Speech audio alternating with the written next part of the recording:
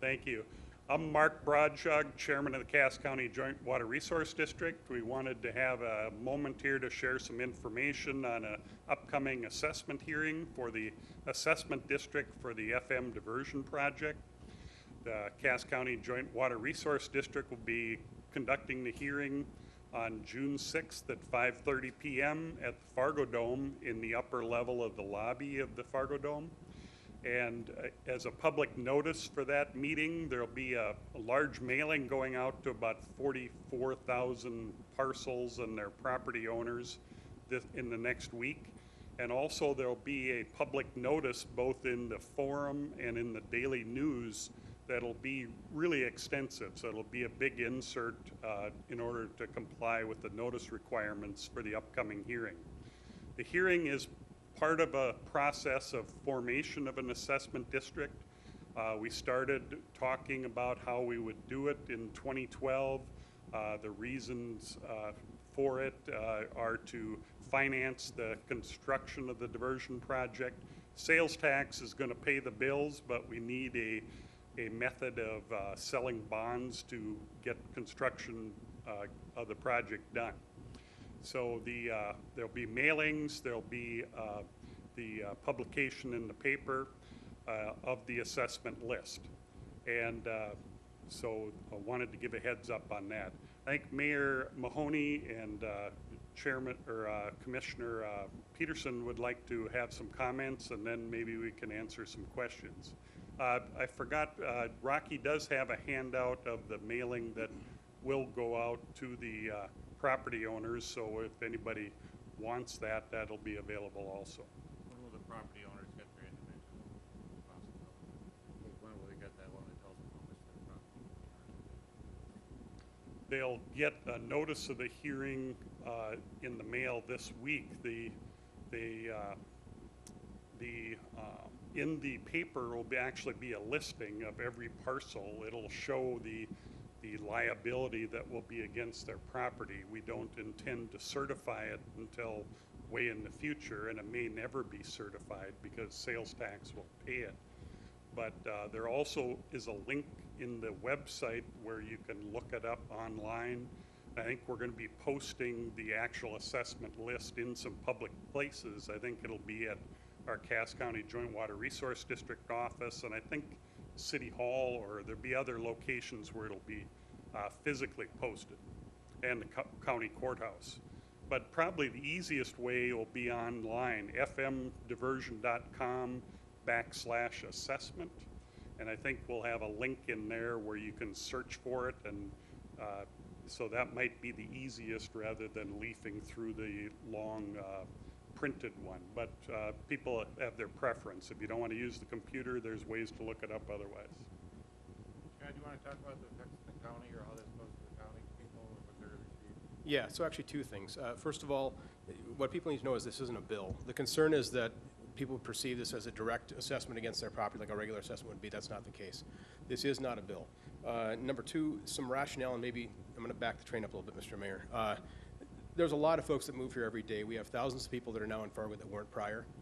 The logic behind this is we're a regional economy. We're a regional hub. So paying for it through sales tax in lieu of property tax is the way to go. We have visitors that come in that would benefit from our investments in infrastructure, benefit from our investments in things like parks, roads, even our sidewalks for, Fargo Dome, et cetera. It makes perfect and prudent sense for this to be the method to fund it. This was essentially set up to secure that ongoing relationship with our financial institutions. To touch on the effects of the county, no one outside Cass is going to be impacted by this at all. They won't receive any letters or any publications. But again, the important part to note is A, it's not a bill. B, the logic behind it is sound. It needs to be funded, the diversion through sales tax, because those that benefit are those that pay. And I just want to reiterate that as well, is that when we did the sales tax and it was passed at the county and the city, it's the assessment district is to back that up, and intent has always been to use sales tax to pay those costs. And the reality is the bond prices are better with that. If we have the tax assessment district, our bond prices are less, and then the actual cost of the diversion is less. And that's the way the bond market works. They don't trust sales tax. They know that a tax assessment is something that they can trust because you have the value of a home and you can put something to it. And originally, I think, Mark, when we started this, the bond was worth 700 million, basically. 725 is what we voted for. 725, so he always has the exact number. But just that people will receive it. We don't want them to get frightened when they get it. Just understand that this is what it is, and it just comes out and does that. I do live on a Drain 27, and on Drain 27, I do get an assessment for that, and I do pay that. So for the maintenance of Drain 27, where I live, that's something we do pay. But the idea of this assessment district is just a guarantee, basically, of a bond that we have out there. And the full intent, which the voters voted on, is our sales tax will cover that cost, and that's the whole intent of that. So, any questions, press? Archie, you kind of understand it, right? Yeah.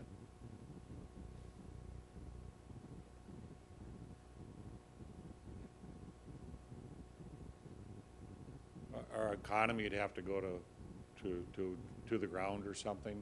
So sales tax this year, we were concerned about it. The sales tax in the city of Fargo area that funds the sales tax was 0.004.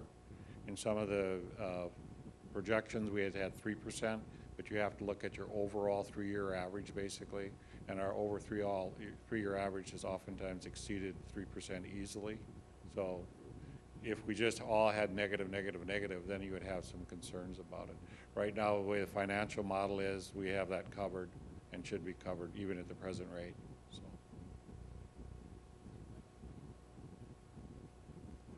No, because our bond is for the P3 project. The federal funding is for the bottom part of the core project. So our money basically that guarantees the bond is for the upper part of the diversion.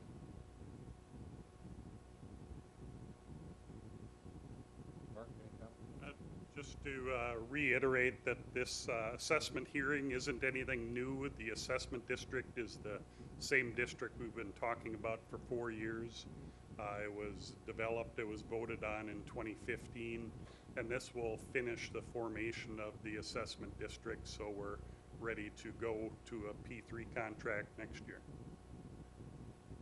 Actually, we're bidding the P3 contract this year. Yeah. We're ready to go next year. Financial close next year.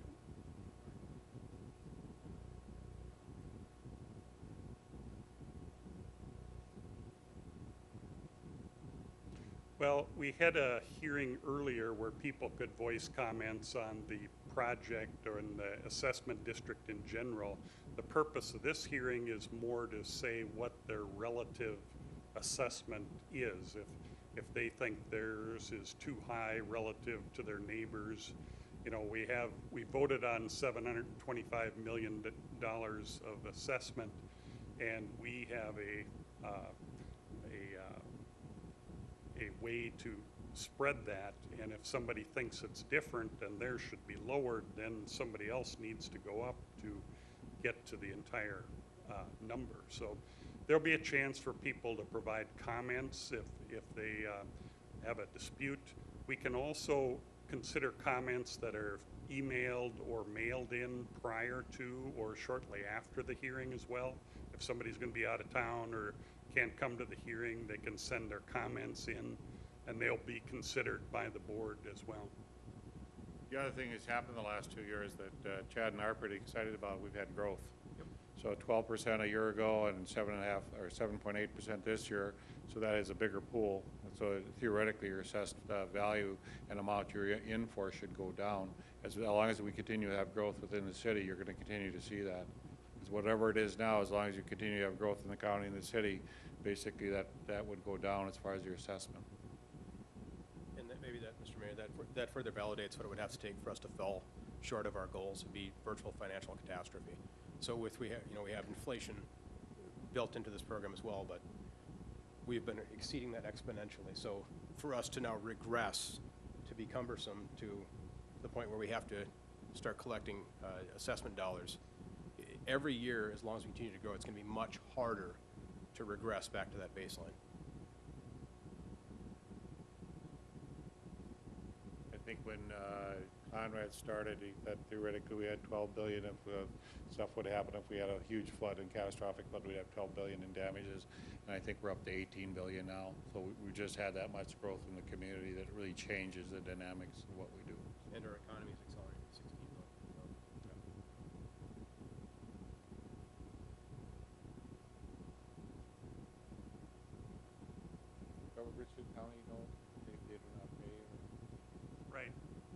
There'll be a publication in the Daily News, so that kind of covers Richland County a lot, but want to reiterate that there'll be no assessments to property in Richland County. There was some property owners in Richland County that participated in the vote on the district because the law reads that impacted parcels get a vote in the assessment district, but they will not receive an assessment. So only benefited properties within the diversion channel will be have any assessment liability. So even though there'll be mailings and publication that reaches Richland County, want to make sure people understand there will be no assessment liability in Richland County. Would that common sense then basically say anybody inside the diversion would be getting benefit, anybody outside the diversion would not? Yes, with the exception of the very north end of the protected area of the diversion. There's an area north of Harwood that's inside the diversion channel, but due to backwater effects of the red during a flood, their benefits would be so slight that we've not assessed a benefit on that. Otherwise, everybody in North Dakota within the protected area of the channel is in one of the assessment districts. And this district is only for North Dakota properties. So North Dakota properties paying the local North Dakota share through the sales tax is what we're looking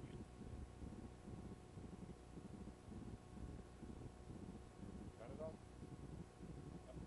All right, Thanks, everybody. thanks for Thank coming. you.